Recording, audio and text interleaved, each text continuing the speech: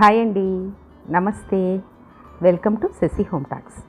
చాలా రోజుల తర్వాత మీ ముందుకు ఇలా వచ్చానండి.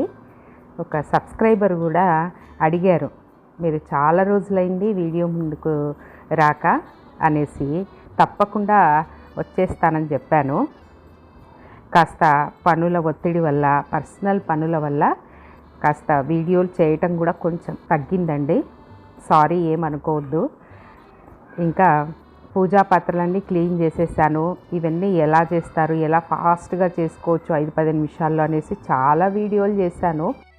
కొన్నింటిని డిస్క్రిప్షన్లో లింక్ పెడతాను, చూసేయండి. ఈరోజు నేను బియ్యపు పిండితో వడలు చాలా క్రిస్పీగా వస్తాయండి. 10 నిమిషాల్లో చేసేసుకోవచ్చు.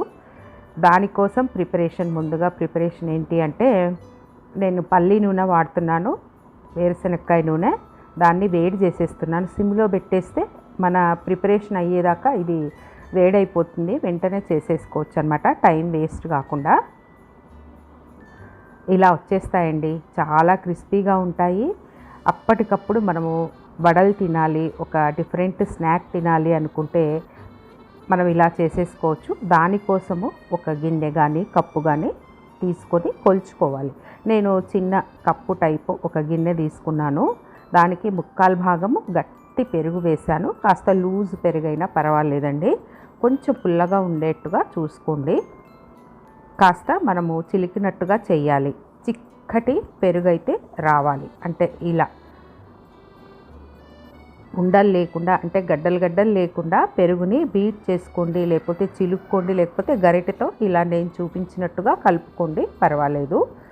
గడ్డలు మాత్రం ఉండకూడదు. దానికోసం నేను ఈరోజు వడల కోసము బియ్యపు పిండి తీసుకున్నాను. ఇదైతే షాప్లో కొన్న బియ్యపు పిండి అండి. పట్టించిన బియ్యపు పిండి కూడా చాలా బాగుంటుంది, అదైతేనే బాగుంటుంది. నాకు అవైలబుల్గా లేదు, అందుకనే షాప్లో కొన్నది తీసుకున్నాను. అది కూడా 3/4 కప్పు వేసుకోవాలి. 3/4 కప్పు పెరుగు, 3/4 కప్పు బియ్యపు పిండి, రెండింటిని ఒక బాణట్లోకి కానీ గిన్నెలోకి కానీ వేసుకోవాలి. తగినంత ఉప్పుని వేస్తున్నాను, మరి తక్కువైతే యాడ్ చేసుకోవచ్చు.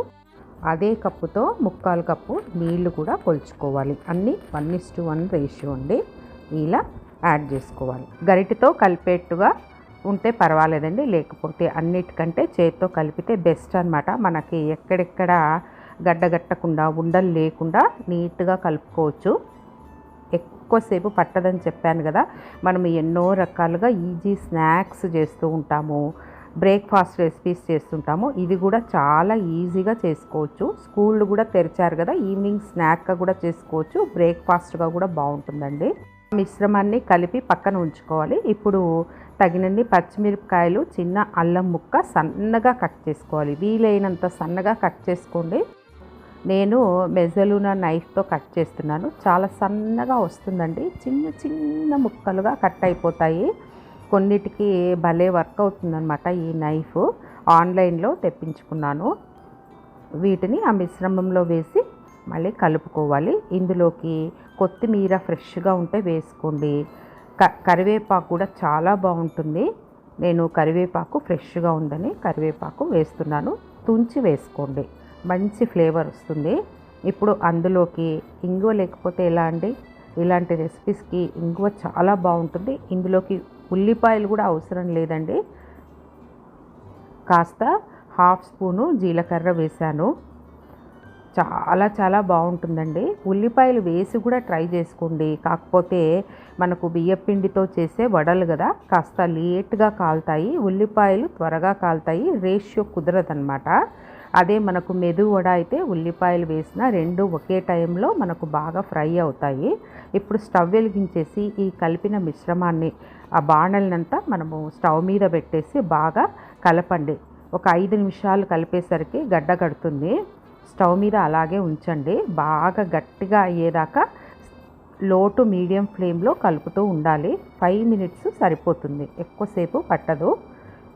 చూడండి, ఇలా గిన్నెకు అంటుకుపోకుండా ఉండలాగా వస్తుంది.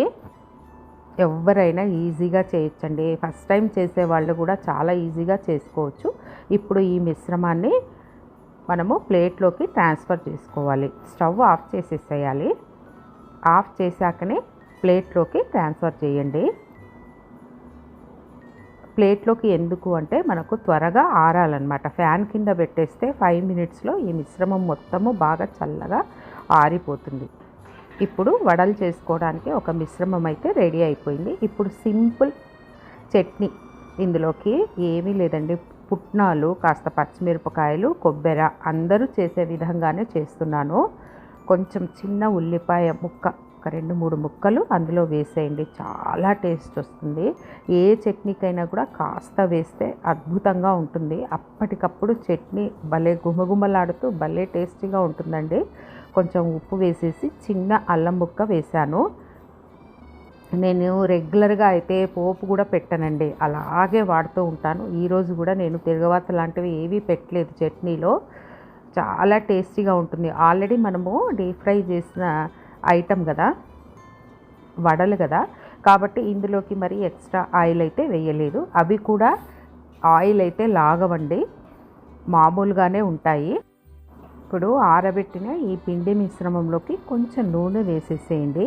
నూనె వేసేస్తే మనకు కలపడానికి చాలా వీలుగా ఉంటుంది, చేతికి అతుక్కుపోకుండా ఉంటుందన్నమాట. మనకు మినపవడల్ని కూడా కాస్త నీళ్లు పట్టించుకుంటాం కదా, దీనికి నూనె పట్టించుకోండి. కాస్త 2 చేతులకి నూనె పట్టించుకొని వడల్లాగా మనము ఒత్తుకోవాలి.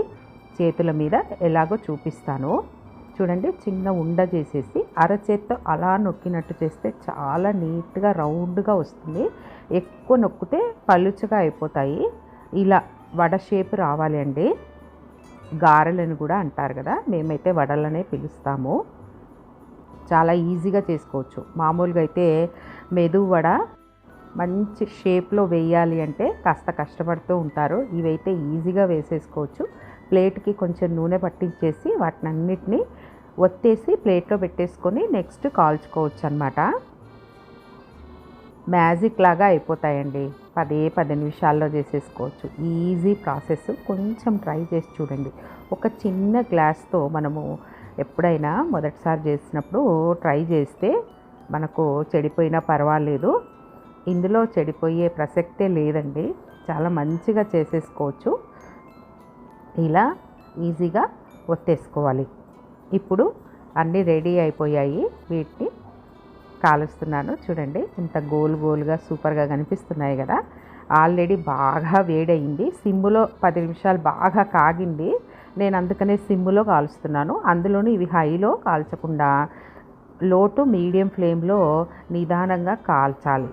ఇవి మెదువడ కాదు కదా, రుబ్బింది కాదు. రుబ్బిన పిండి అయితే త్వరగా కాలుతాయి. వీటికి కొంచెం టైం అయితే పడుతుంది. మామూలు రెగ్యులర్ వడల కంటే కూడా వీటికి కొంచెం టైం పడుతుంది. లో టు మీడియం ఫ్లేమ్లో దోరగా అటు ఇటు కాల్చుకోవాలి.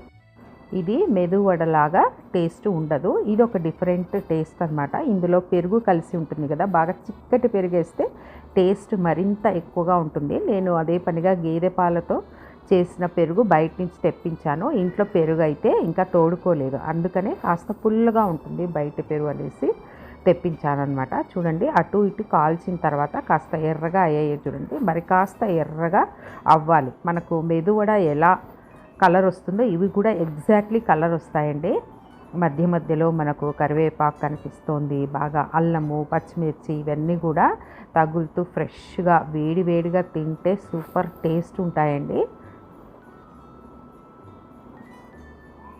అప్పటికప్పుడు గెస్ట్లు వస్తే ఇలా చేసి పెట్టండి, సూపర్ డూపర్ టేస్టీ రైస్ వడలు అయితే అద్దరిపోతాయి. దీనికి మీ ఇష్టం వచ్చిన పచ్చడి చేసేసుకోండి. అల్లం పచ్చడి కూడా చాలా బాగుంటుంది. వడల్లోకి అల్లం పచ్చడి చాలా బాగుంటుంది కదా. నేనైతే ఈరోజు చేయలేదు. మా వారికి అయితే అల్లం కంటే కూడా ఇలా పచ్చిమిర్చి, కొబ్బరి, పప్పులతో చాలా ఇష్టము. అందుకే ఆ పచ్చడే చేశాను. ఇలా సర్వ్ చేసుకొని వేడిగా తింటే ఆ సుఖమే వేరుంటుంది. మనం ఇంట్లో చేసిన రెసిపీస్ మీరు కూడా ట్రై చేసి చూడండి. ఈ సింపుల్ బ్రేక్ఫాస్ట్ రెసిపీ మీకు నచ్చినట్లయితే లైక్ చేయండి, షేర్ చేయండి, సబ్స్క్రైబ్ చేసి బెల్ ఐకాన్ని క్లిక్ చేయండి. Thank you.